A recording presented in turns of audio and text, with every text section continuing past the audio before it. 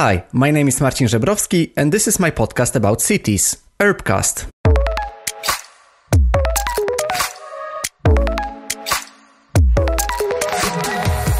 Hey, and welcome to the new episode of Urbcast, a podcast about cities. Today, I will be talking with Robert Martin, who is the architect, industrial PhD fellow, and head of mobility at JAJA Architects. With Robert, I will continue the vast topic of mobility. And this is mostly because Robert was involved in many projects that aimed at creating a planning framework to positively integrate future transport technologies into cities. I asked Robert also to explain his working methodology of backcasting and prototyping, which is very interesting, I think. We talked about projects, mostly in Denmark, that Robert and the JAJA Architects were making. And I especially wanted to ask a bit more about the project on Strueensegade in Nørrebro in Copenhagen, because it was a project that has this kind of temporary phase in it. And I think that testing changes in cities temporarily before you make this final decision or before you allow the citizens to vote upon some solution is extremely valuable and extremely smart idea. We also talked about the mobility pyramid, which was kind of famous image that was recently shown by Robert on LinkedIn, for example, or on JAJA's website. And I asked Robert to explain it a little bit more. We conclude with the future of mobility in Copenhagen. At the end, I'm just curious. I asked Robert this extremely broad question. What can we do today to reduce the car use? And it is like a topic with probably endless possibilities, endless questions, but I think we managed to somehow answer this question. So welcome to another episode, which will take you further from the talk with Sofia, more into the detail of backcasting and prototyping and projects that Robert, together with the team, is doing.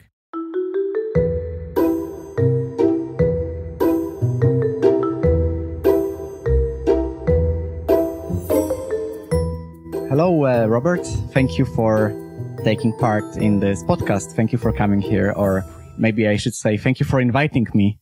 Yeah, no worries, Marcin. Thanks for having me. It's a pleasure to be here.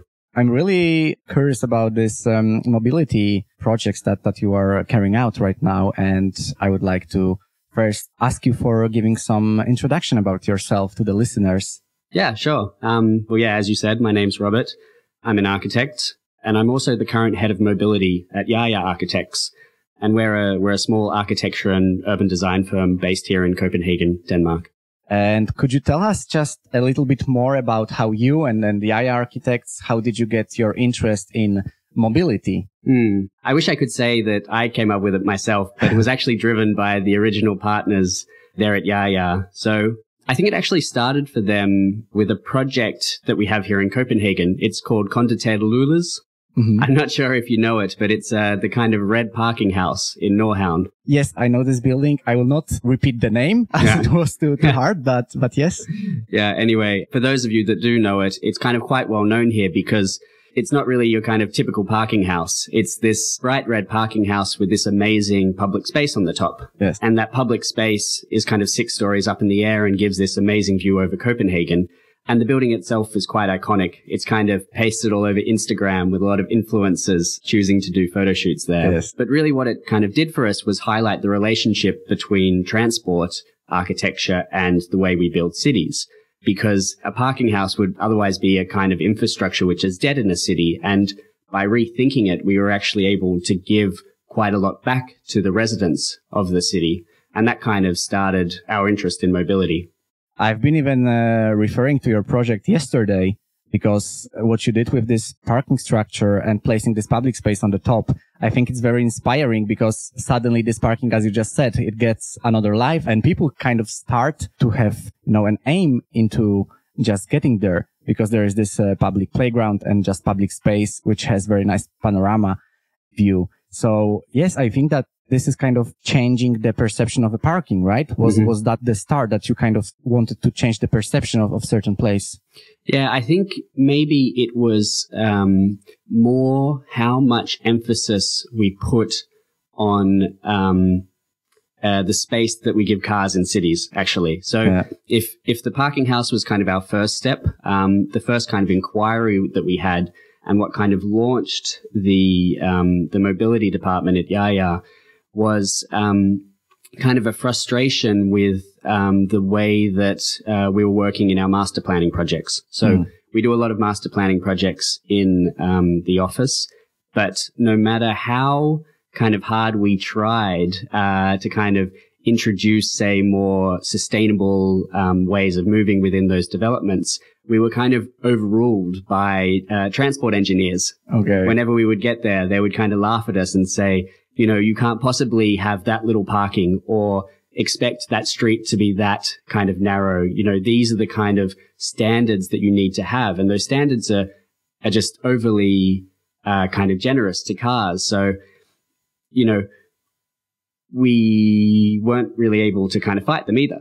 So like we didn't really have the knowledge. So we were kind of stuck in a kind of area where we didn't know what to do. So by launching the mobility department, it was kind of a way for us to really engage and see if we could push the envelope a little bit to kind of try and change those habits, which are really based off kind of modernist planning principles, you know, from 60 years ago. But so when you realize that actually mobility is a very important part of a project, when you are planning a city, when you are planning let's say a district, and you start thinking about mobility, but does mobility come first? Or it's just one of many layers? Yeah, I mean, it's hard for me to say because I'm so into this right now. I mean, for me, I think mobility is one of the fundamental parts of city making. I mean, the way we move around the city is how we experience it. And there's definitely a relationship between urban form and the way we move. So, I mean, to give an example of kind of the historic cores that you see in many European cities, that was in a time when we couldn't move that much. So kind of proximity was key. Then with the kind of mass adoption of car use, we can see suburbanization, which is kind of leading to extreme sprawl around all cities. And then also kind of the modernist kind of housing districts that you see as well. Yeah, I mean, many cities, including Copenhagen, where we are right now, could have looked completely different nowadays, right? I mean, the thing is that I think we're in a bit of a kind of transport paradigm shift. You can already see it in some of the new housing developments here in Copenhagen, where maybe we're in the age of livability. We're being pushed towards much more of a lifestyle of cycling. So you can see in urban developments like the North Harbour that there isn't, say, on-street parking anymore. And there's a certain level of density and amenity to allow people to kind of live within that area without car use. So there is hope in some sense. Yes. I've been referring to Copenhagen because I think it will be a big part of our talk. We will be talking about the examples from Copenhagen as well. But before that, I would like to ask you about your work and experience abroad, because you've been studying or working both in Australia, in Sydney, or in the US, but also in Saudi Arabia. And that was, of course, way different, right? And I wanted to ask you, how did it influence you?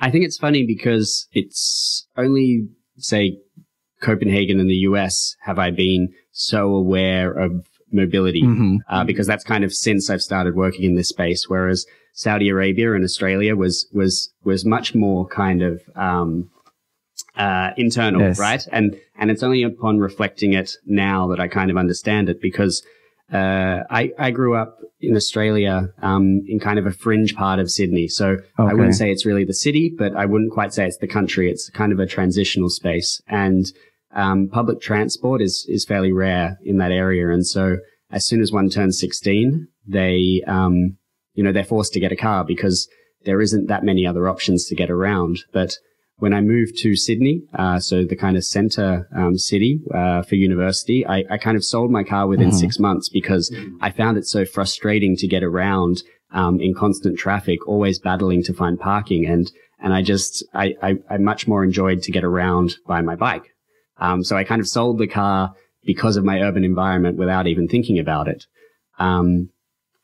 Let's say, kind of living in the US for some time, I was in New Haven, Connecticut, with this whole awareness of the relationship between mobility and city making. And I kind of felt a little sorry for the residents there because, they were kind of even though they were living in a city center, they were tied to their car. There was no kind of other option for getting around in the city apart from that. And you could just tell that so much of their life was tied within their car because of the way the city had been designed.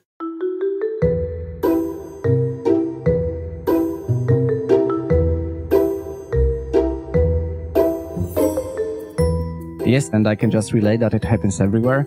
When I was growing up back in Poland, it was the same for me. As soon as I turned 18, I made the driving license and I got the first car, a small old car, because that was like a natural path for many of us. And that's why I think that our talk is very important, because we can have some examples from our lives. But when you think about it, it applies everywhere. So I think that this is very important that we start to talk about the mobility in general, and maybe start having some projects that will show how it can be changed.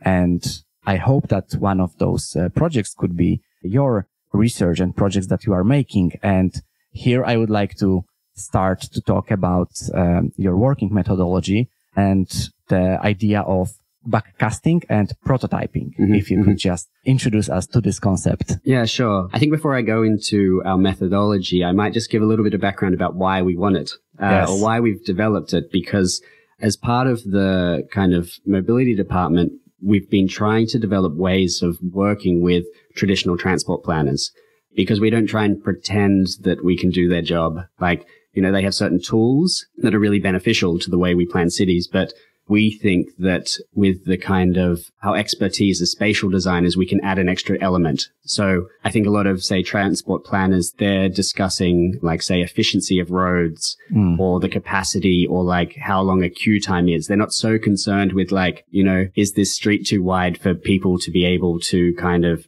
have an enjoyable life, right? Like, does it allow spaces for kind of life to unfold? When design meets engineering. Yeah, exactly. And that's where we see that, you know, our work can kind of come in. Now, this methodology that you're kind of introducing, this idea of backcasting and forecasting, it's kind of split into two parallel kind of tracks. So backcasting is a concept that is the opposite of forecasting, which is one of the kind of main tools that a lot of, say, those working in engineering disciplines use, which kind of takes historical data and trends and projects that into the future to try and guess, I guess, what is going to happen.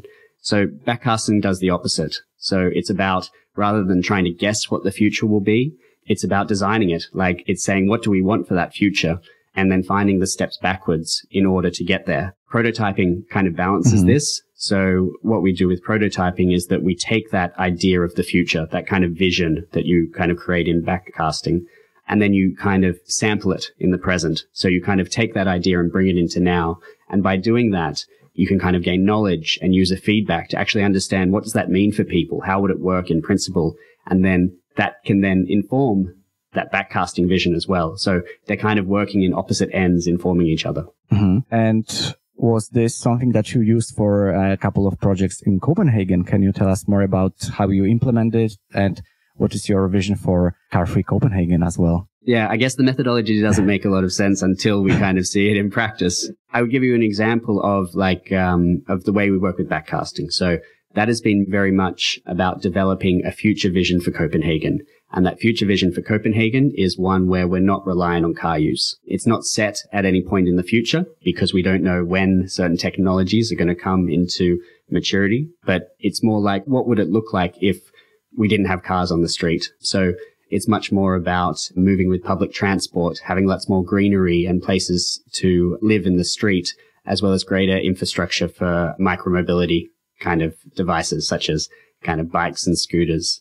The way we kind of do this is that we split the city into certain districts, which are kind of each their own traffic island. This is kind of an engineering traffic concept that's been taken from other cities around Europe. And you kind of create these little mobility zones where, I guess it's similar to a 15-minute city that we're kind of seeing popping up in different parts of Europe. Yeah. But the idea is that you only move between those through more sustainable modes, and things like cars cannot move between them. So you kind of limit the mobility options of cars, so people are more likely to use a more sustainable or active form.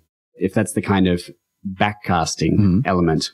how we then work with prototyping is we say like, okay, but what does that mean now? Like, say, what happens if we want everyone to travel around with bicycles? What does that mean now? Because in Copenhagen, even though we already have a rich kind of cycling culture, we experience cycling congestion. Yes. Like, you know, that's not something that a lot of cities around the world kind of experience, but we often like there's too many bikes on the bicycle paths. And if we somehow think that we're going to get even more and more people in there, how is that actually going to work? Especially when we're in kind of contexts which were built hundreds of years ago, where we have like a constrained spatial context. It's not just simply a matter of like widening because we can't, right? So, yes. You know, to give an idea of like the prototyping is we've been developing with the kind of public transport authority Movia, which runs the buses here, and the municipality of Fredriksberg into developing some kind of dynamic streetscape. So where we embed the asphalt with LEDs and sensors that are kind of connected to public transport so that we can actually create a more dynamic street, which gives better kind of use to the space.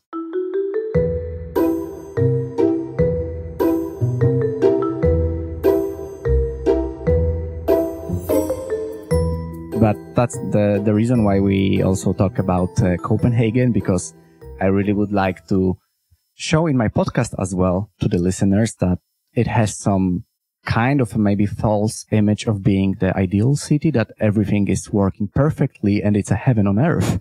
But it's not like this. You mentioned the bike traffic and that there are too many bikes. I've been also thinking as well about the cars, that it's not that Copenhagen is completely car free. It's not that there are no cars at all. There are actually more and more cars, to be more precise. And you've been doing some projects in Copenhagen, and you mentioned, I think, already the dynamic street profile. And could we just say a bit more about it? Yeah, sure. Yeah, I totally can explain it a bit more. As I kind of said, that there was the kind of LEDs embedded in the road, right? And the kind of idea is that because of the way that we currently work with space in streets, a lot of it is based off physical infrastructure. So like a bus stop is a physical point in the road. Same with parking. It's there all the time, even though it's only used in demand, right? In kind of Copenhagen streets, you know, there's often 3 lanes, and then so there's 1 lane going in either direction, and the middle lane is kind of used as a buffer zone to allow for things like a bus stop so that a car can pass, or for parking so that cars can still continue. But yeah, as I said, it's only used, like in the case of a bus stop, once every 20 minutes, when in some of these constrained streets, the bicycle path is only, say, 1 meter wide. So when we have kind of larger form bicycles like cargo bikes, which is, you know, one of these technologies that we really want to see in the streets because they can replace cars, they're not so adapted to it.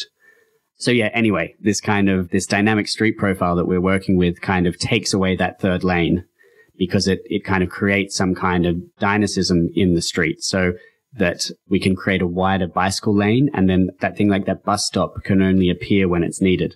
Mm-hmm. Does that make sense? Yes, it makes sense. But I was asking about it because I've been to the presentation about this project that you gave some time ago, and you showed it very, very briefly. It was a very short presentation, and when I saw it, I was like, is it that easy? Yeah, but the thing is, it's not that easy. This is the idea of prototyping, right? Like, I mean, it's just simply like, how do we try and think about that vision in the future today? And I don't necessarily think that is the answer, because there might be problems with pedestrian safety. You know, the idea that we're creating like, you know, these lit up lights in the street to create a buffer zone for the kind of alighting passengers. You know, we don't know if that's actually going to be safe enough. But, you know, by not doing anything, we're not going to develop any knowledge. And the kind of scale of transformation that we need within the city requires us to think of something big, but we kind of need more knowledge before we're able to do that.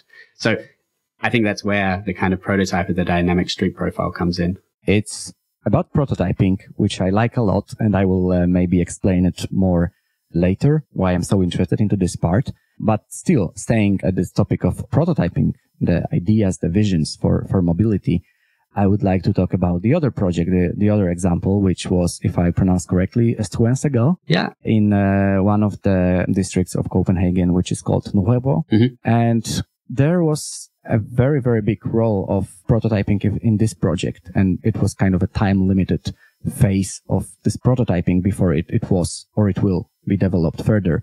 Could we talk about how those prototyping methods were used in there by you and your mobility team? So I'll just explain that project first. Yes. Because unfortunately it hasn't gone ahead in Copenhagen, or it hasn't gone ahead yet. But the idea was to kind of transform a residential street in Copenhagen.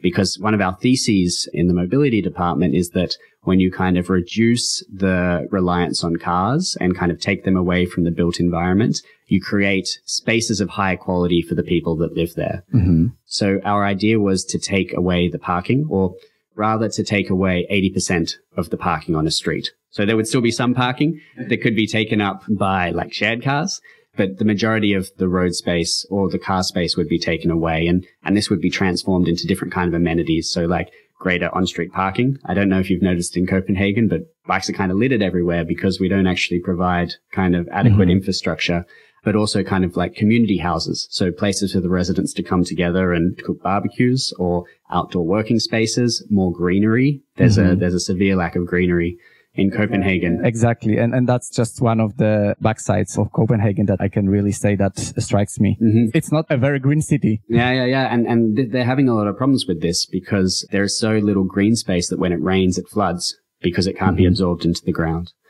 But anyway, back to the kind of the street transformation project. The idea would be that in kind of giving up their parking place and in some sense their car, the residents would each be given a mobility package. So this mobility package would contain a number of different services. So, you know, it would give them a subscription to the bike share and the cargo share, also access to a shared car, as well as public transport for the time of the project, which would last about a year. Now, the reason that we were only doing it for a year is, first of all, because people are very protective of car parking. Mm-hmm. I think if you say that you're going to take anything away, people get very defensive. But, you know, when you say that it's just a trial period for a year, they're much more accepting. Mm-hmm. The idea then would be that after that year, we could kind of put the parking back, but still take away, say, 10%. So there would be like a minor upgrade to the street. But what would be more hoping is that the residents would pick to keep the kind of improvements, and then they could be finalized and kind of made permanent within the street. And how long was this temporary phase, this prototyping? So it would be for a year. 1 year. Yeah. So for 1 year, you would remove the cars and people would get the packages instead of mobility and different transportation modes. But I'm just wondering, like, is it enough? Kind of, you know, what should be the incentive for a person to kind of get rid of a car temporary or in a long term? Yeah, I think we have to talk about mobility and car use as kind of changing, right? Like a number of different technologies have kind of come out which could replace cars. We're going to go on a bit of a tangent now, but I think people like to call this, say, unbundling the car, right? So the way we've used cars at the moment is kind of as a vehicle that can do all our journey types. So it doesn't matter if we're going 200 meters down the road to go grocery shopping, or we're going to drive 1,000 kilometers to a different European country. The car as like a vehicle can kind of service all those trips. Mm-hmm. But the problem is that you're paying for a vehicle that isn't suited to that 0 to 200 meter trip, right? Like, you know, financially and environmentally and kind of spatially and socially, it doesn't make sense that that car can do that trip. I'll just step back a bit. When we kind of look at travel patterns of people, most of the trips that they do are under 10 kilometers. So even though you have this car, which is probably best suited to going a couple hundred kilometers, you're mainly using it for trips that it's not good for. Mm-hmm. And that's why we see so much congestion, right? Like, because everyone's just using it, like sitting one person in a 5-seater car driving under 10 kilometers. But then with the kind of advancements in, say, smartphone technology, which have kind of unlocked the sharing economy, we're moving from having to own one vehicle to being able to access many vehicles. In the same way that we kind of do now with Spotify or Netflix. We can kind of access a scooter, you know, electric scooter, a bike, a cargo bike, a shared car, and we access that when we need it for a certain trip journey. So to bring that back to the pilot project, it'll eventually just get too expensive for someone to just own a car that sits outside if they're not using it appropriately. When we start to take things like environmental impact and the amount of CO2 that cars release, as when that becomes a tax, for instance, it's not going to make sense for someone to have it. So we're going to need to be able to move to these models where we kind of appropriately use transport for what it's intended to do.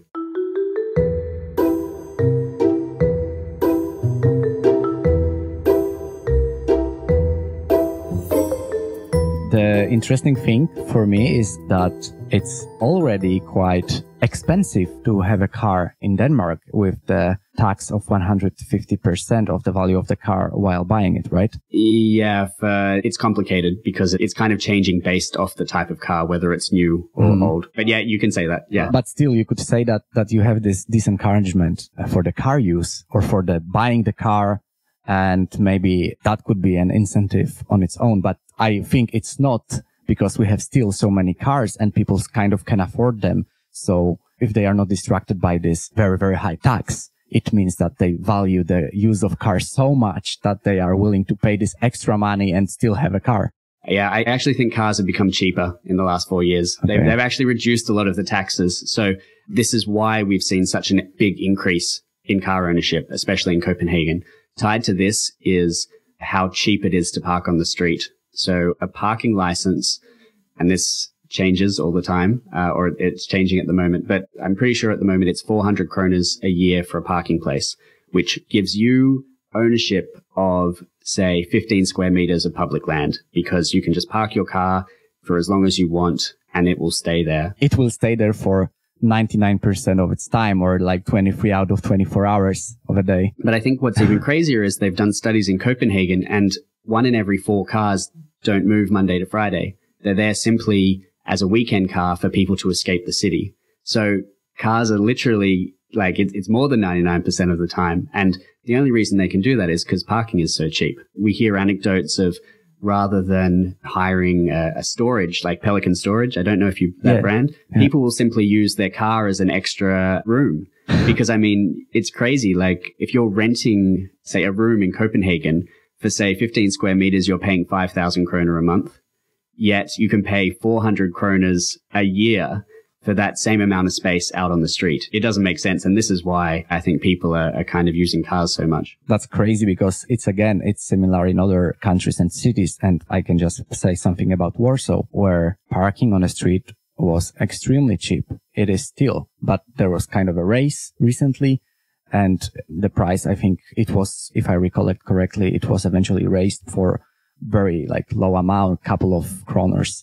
And still it was a huge backlash, because people are so used to this extremely cheap occupation of space for their private cars, for their private properties, that even, when the municipality tried to kind of do something with it, or at least start doing something towards it, towards changing the situation, it was like a huge disagreement. Yeah. And I mean, I understand why, because for a lot of people, like, a car is essential for them. Like, they can't get to their job or see their friends without it. So you kind of develop these emotional attachments. So it requires some kind of very clever politician to be able to sell this. But this is where we kind of see our approach of not trying to take the car away from people, but rather provide a better urban environment as our kind of addition to the solution to this problem. I've been talking with a very wise Polish urbanist once, and he was even the part of the podcast. And I think we've been talking about the similar thing, that the private car is like a private property that occupies the public space, which could be used differently.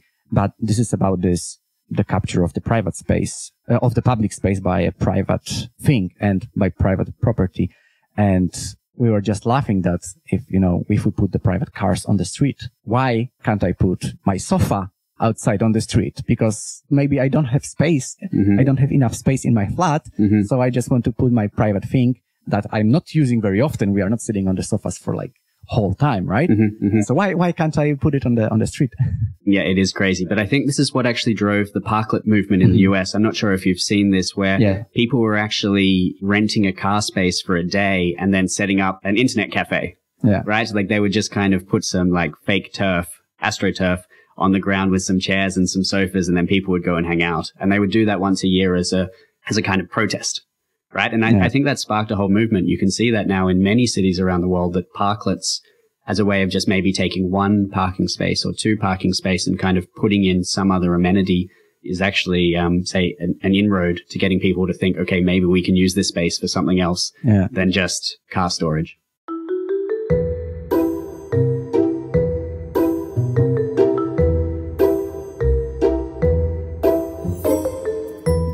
I was thinking about the parklet during our conversation because I think it's a more of an kind of a statement than a real change, unfortunately.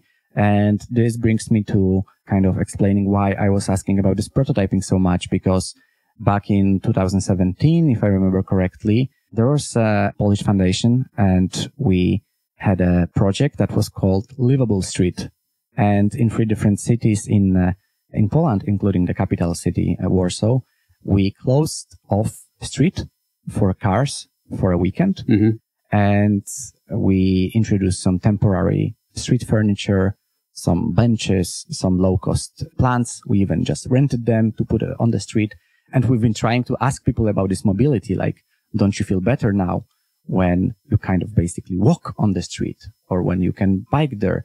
And that later translated into a 2 or 3 months long project where we closed off the street every weekend.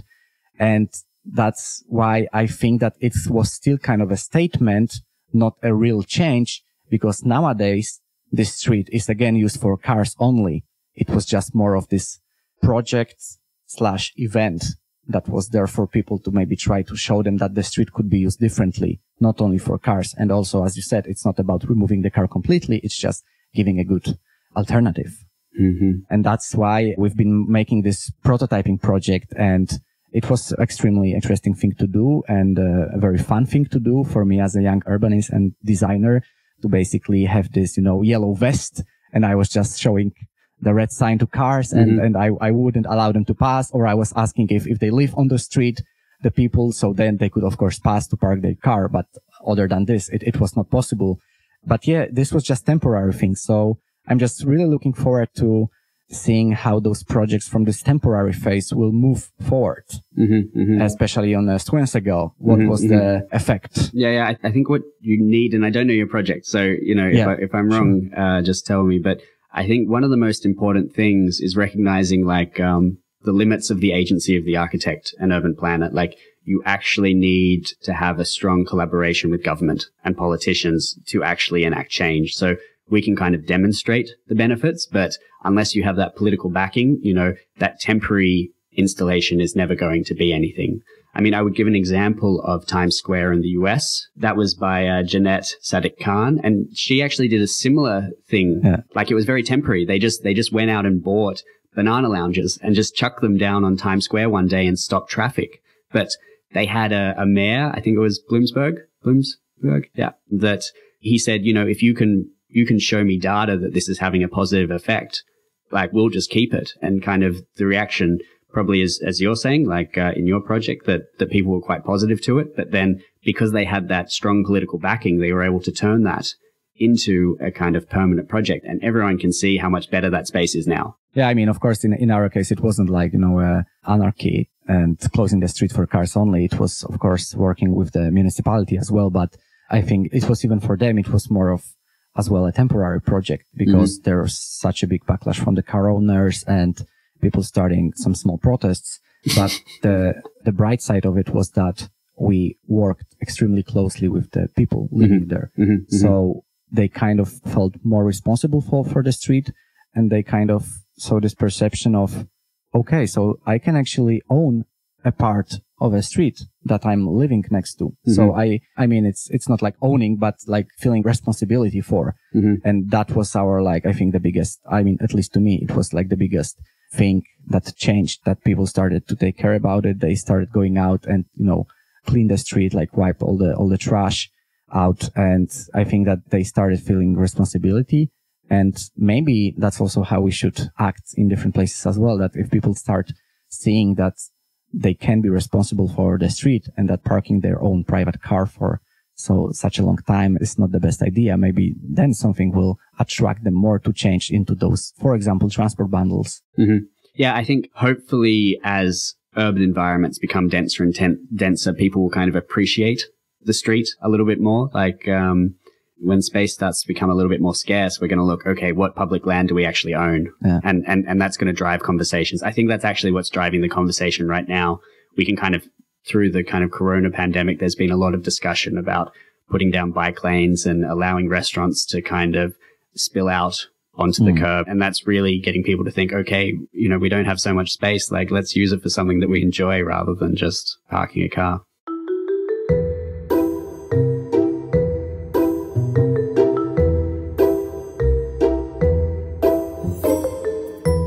One more thing I wanted to talk about is the mobility pyramid that you have been working on for some time, and you recently released it to social media and on LinkedIn.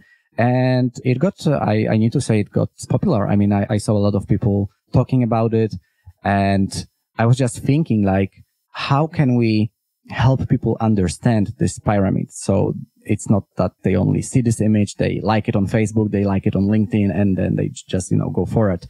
How could you kind of, drive this attention of people to the problem and to this kind of solution that you have in this mobility pyramid? And if you could just explain, what is this mobility pyramid? Is it just a model that is implemented, that could be implemented in other places, or how do you perceive it? Yeah, sure. Yeah, I mean, it's been quite crazy. I think, it's been viewed over like 50,000 times, been shared like over 500 times. It's kind of like taken a life of its own, which I think is a bit strange as an architect, because I don't think we're really used to making content that has that kind of reception on social media. But yeah, just to explain it, I'm not sure whether you know of these kind of diet pyramids, these food pyramids. It's quite common in Australia, and yeah, they have it too in Denmark. And they actually just released a new one here in Denmark, which, whereas before maybe say sugar and soft drink was at the top, now sugar and soft drink is completely gone and meat is up there. And I guess it's a tool for the kind of food industry to try and encourage people to use less meat. Now, in my own work, I've been having a lot of trouble, say, talking about car freeness, because I think, as we've already discussed, cars are very emotional. And when you discuss limiting cars at all, people get very angry. And so when I've been using the word car freeness, it's causing unneeded confrontation, because car freeness doesn't necessarily mean a ban on cars. It kind of means a life where you're free of needing a car. But that is kind of a complicated concept to explain to someone when they're already angry at you for taking away their car. So we've been looking for tools in order to be able to talk about limiting car use. So this is where, taking inspiration from the food industry about reducing eating meat, we thought, what about this is a great idea to kind of reduce people using cars. So the idea is that, say, planes, cars, boats are on the top. Then in the middle, it's kind of populated by public transport and shared cars and motorbikes. And then at the bottom, you have kind of more active forms of transport, which are, say, bicycles, scooters, running, rollerblades. And the response has actually been like extremely funny, because some people immediately get that analogy, that it's the kind of food diet, and they really like it. Other people think it's some kind of Maslow hierarchy kind of pyramid. So they think that I think the plane is like the absolute best thing, and, they yell at me. The most necessary one. Yeah, exactly. But most of all, I think, and then also people automatically think it's about commuting. So we have like a kayak there, and they're like, oh, that's so funny. Who actually kayaks to work? And, we don't say that it's commuting. We just say it's a mobility period. It's just like how you should move in your environment. So it's not necessarily always transporting yourself to work, but just movement in general. And as this is a podcast, people will only hear it. Yeah. I will just say that we are talking about the image, the mobility pyramid made by JAJA. And I will, of course, add a link to the description of this episode, so you can just see it yourself and have your own thoughts about it. But thank you, Robert, for explaining it, because I saw that it was like a lot of reaction on this pyramid. And yeah, I think it is how the images work. Like we aim with them to transfer, to show some vision, but people can kind of perceive it differently. Yeah, right. I guess the main takeaway from it is that we're trying to think about it like a diet, like everything in moderation. That, like I said before, maybe there are times that you need a car. We're not trying to stop you from going on holiday with your family. We're just hoping that, in the times where it's more appropriate to use something that's less impactful on the environment and better for you, that we would hope that you do that.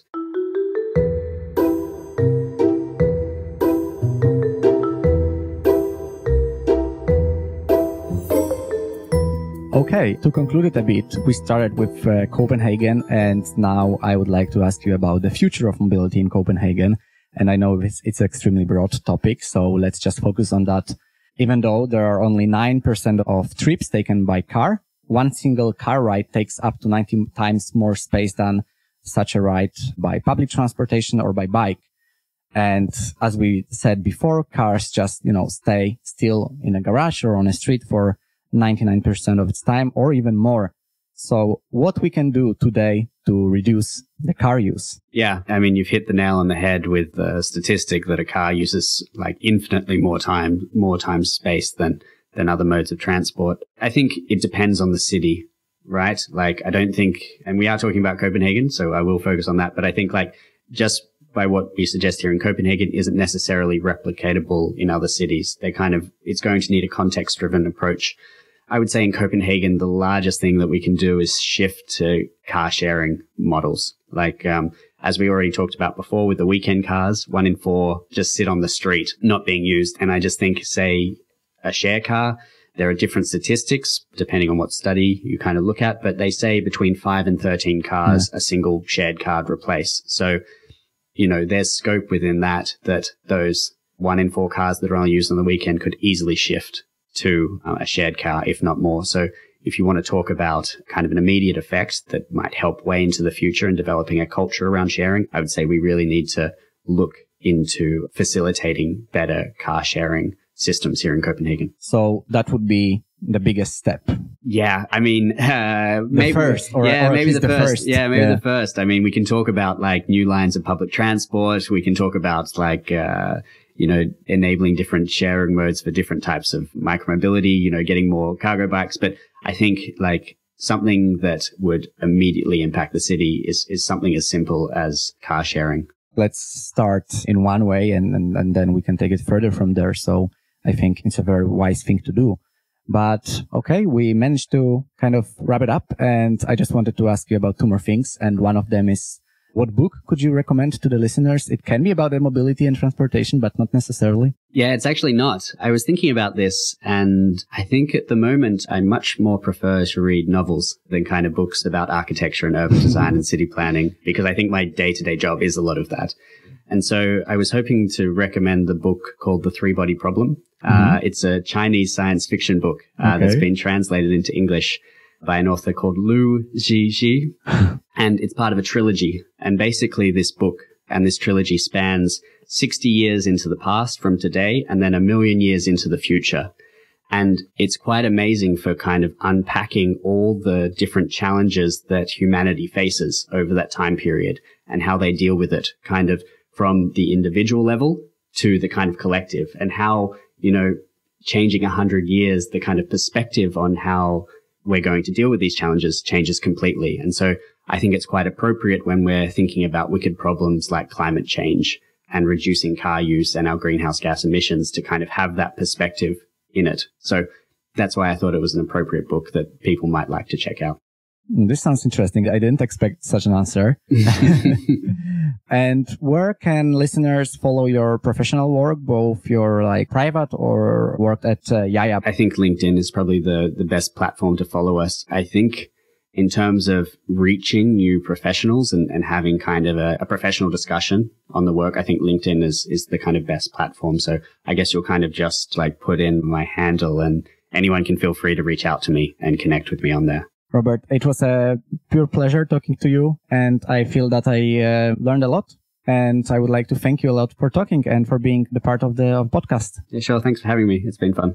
And thanks for having me. Sure. Thank you.